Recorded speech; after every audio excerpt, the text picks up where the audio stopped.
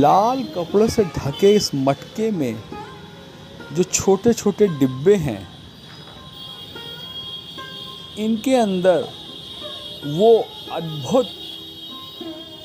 चीज़ है जो आपके मुंह में जाते ही घुल जाती है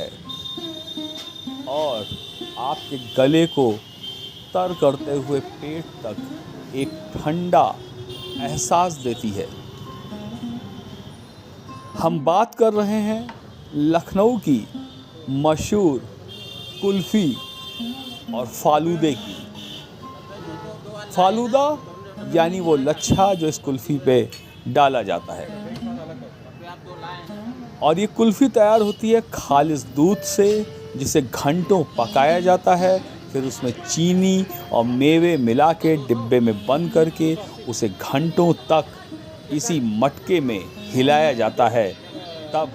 उस तैयार होता है वो अद्भुत स्वाद जो आपको मजबूर कर देता है बार बार इस कुल्फ़ी को खाने के लिए। ऐसे ही वीडियो को देखने के लिए आप हमारे चैनल खबर कथा को लाइक व सब्सक्राइब जरूर